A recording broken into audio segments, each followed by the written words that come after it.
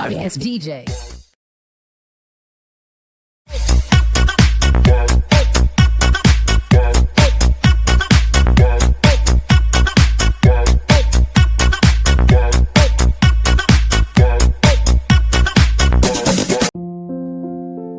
ଜୟ ଜଙ୍ଘା ଦେବେ ସମସ୍ତଙ୍କୁ ହାପି ହୋଲି।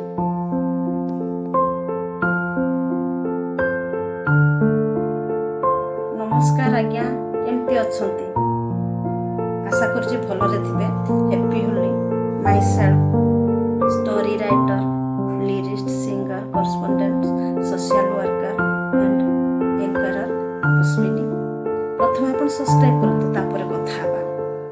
ଦେଖନ୍ତୁ, ମୁଁ ହେଉଛି ଆପଣଙ୍କ କମ୍ୟୁନିଟିର, ତାହା ମୁଁ ଗର୍ବ କରୁଛି ଏବଂ ସର୍ବପ୍ରଥମେ ମୁଁ ଜଣେ ମାନବ, ଏଥିପାଇଁ ଭଗବାନଙ୍କୁ ଧନ୍ୟବାଦ ବି ଦେବି। ଜୀବଜଗତରେ ଶ୍ରେଷ୍ଠ ହେଉଛି ମଣିଷ, ପ୍ରାଣୀମାନଙ୍କ ମଧ୍ୟରେ ଆପଣମାନେ ଜାଣନ୍ତି। ଭଗବାନଙ୍କୁ ଧନ୍ୟବାଦ ଦେବି ଯେ ମୁଁ ଜଣେ ମଣିଷ ଏବଂ ପ୍ରତି ମୁହୂର୍ତ୍ତରେ କିଛି ଶିଖିବା, କିଛି କରିବାର ଇଚ୍ଛା ନେଇକି ଆଗକୁ ବଢ଼ୁଛି। ପ୍ରତି ଗୁଣ, ପ୍ରତି କ୍ଷେତ୍ର, ପ୍ରତି କାର୍ଯ୍ୟ, ପ୍ରତି ସମୟକୁ ମୁଁ ଠିକ୍ ଭାବରେ ୟୁଟିଲାଇଜ୍ କରିବାକୁ ଚାହେଁ ଆଉ କରେ ମଧ୍ୟ।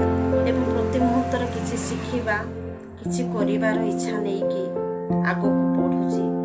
ପ୍ରତି ଗୁଣ, କାର୍ଯ୍ୟ, ପ୍ରତି ସମୟକୁ ମୁଁ ଠିକ୍ ଭାବରେ ୟୁଟିଲାଇଜ୍ କରିବାକୁ ଚାହେଁ ଆଉ କରେ ମଧ୍ୟ। ଆଗକୁ କରିବି ମଧ୍ୟ ଆପଣମାନଙ୍କର ଆଶୀର୍ବାଦ ରହିଲେ। ଆଉ ମୁଁ ଜାଣିଛି ଏ ମୁହୂର୍ତ୍ତ ଗଲା ପରେ ଆଉ ମିଳିବ ନାହିଁ। ତେଣୁ ଏ ମୁହୂର୍ତ୍ତର ମୂଲ୍ୟ କ'ଣ, ସେ ଜିନିଷ ନୁହେଁ, ମଣିଷ ପିଛେ ସମସ୍ତେ ବୁଝନ୍ତି।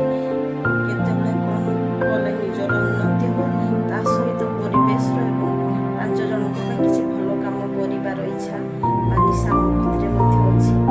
ଏବଂ ମୁଁ ଯେତିକି ପାରେ, ମୁଁ କହୁନି ସମସ୍ତଙ୍କୁ କିଛି ନା କିଛି ସାହାଯ୍ୟ କରିବି ବୋଲି, ହୁଏତ ସମ୍ଭବ ନୁହେଁ ସମସ୍ତଙ୍କ ପ୍ରତି ସମୟ ଦେବା ପାଇଁ,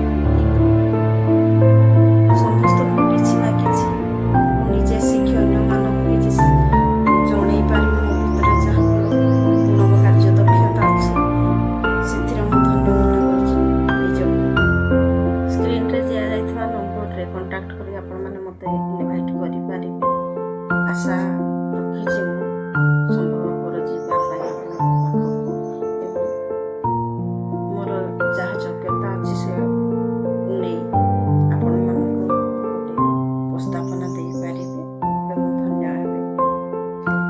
ଭାଷା ଉପରେ ମୋର ଯାହା ଦକ୍ଷତା ଅଛି, ଯାହା ବି ଥାଉ, କିନ୍ତୁ ମୁଁ ମୋ ଓଡ଼ିଆ ଭାଷାକୁ ମୁଁ ବହୁତ ଭଲ ପାଏ। ମାତୃଭାଷାକୁ ସମସ୍ତେ ହିଁ ଭଲ ପାଆନ୍ତି, କିନ୍ତୁ ଆପଣମାନେ ଜାଣନ୍ତି ରାଷ୍ଟ୍ରୀୟ ଭାଷା ହେଉଛି ହିନ୍ଦୀ ଏବଂ ବିଶ୍ୱର ଭାଷା ହେଉଛି ଇଂଲିଶ। ତ ଆମେ ଯେତିକି ଭାଷା ଜ୍ଞାନ ଉପରେ ବା ସବୁ ଶିକ୍ଷା ଉପରେ ଆମର କାର୍ଯ୍ୟ ଦକ୍ଷତା ବଢ଼େଇବା, ତେବେ ଆମେ ସବୁ କମ୍ୟୁନିଟି ସହିତ, ଯୋଗାଯୋଗ ସହିତ, ସମସ୍ତଙ୍କ ସହିତ ଗୋଟେ ସବୁ ସ୍ଥିତିରେ ଖାପ ଖାଇକି ଚଳିବା, ଆମ ଭିତରେ ଆଡ଼ଜଷ୍ଟମେଣ୍ଟ ଆସିଯାଏ।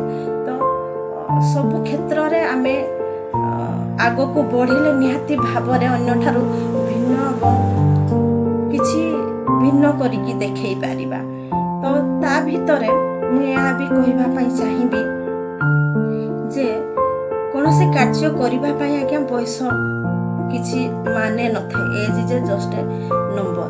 ତେଣୁ ଆମେ ଯେକୌଣସି ମୁହୂର୍ତ୍ତରେ ଆମର ଯାହା ଦକ୍ଷତା ଅଛି ତାକୁ ପ୍ରୟାସ କରିପାରିବା, ଆଗକୁ ବଢ଼ିବା ପାଇଁ, ସଫଳତା ନିହାତି ପାଇବା, ଭଲ ପଢ଼ିବା, ଭଲ କିଛି କାର୍ଯ୍ୟ କରିବା, ତ ନିହାତି ଆଗକୁ ସକ୍ସେସଫୁଲ୍ ହେବା। ଏବଂ ଆଉ ଗୋଟେ ଏହା କହିବି ବି,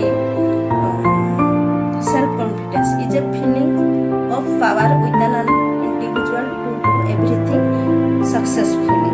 ତ ଆମର ଯେଉଁ କାର୍ଯ୍ୟକ୍ରମ କରାଇବାରେ ଯାହା ପ୍ରୟାସ କରାଯାଏ, ସେଇ ଯେଉଁ ଆମର ଦକ୍ଷତା କରେ ଯିଏ, ସିଏ ହେଉଛି ଆତ୍ମବିଶ୍ୱାସ। ଆଜ୍ଞା, ଆମ ଭିତରେ ଯେଉଁ ଆତ୍ମବିଶ୍ୱାସ ଅଛି, ଆତ୍ମଜ୍ଞାନ ବଢ଼ାଇବାରେ, ସେ ଆମକୁ ଆଗକୁ ବଢ଼ାଇବାରେ ନିହାତି ସକ୍ସେସଫୁଲ୍ କରିପାରେ। ତେଣୁ ଆମେ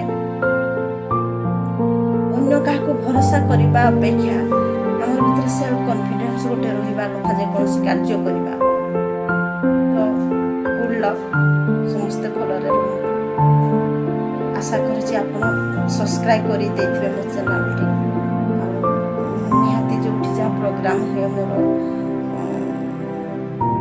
किसी भी सोशल वर्क है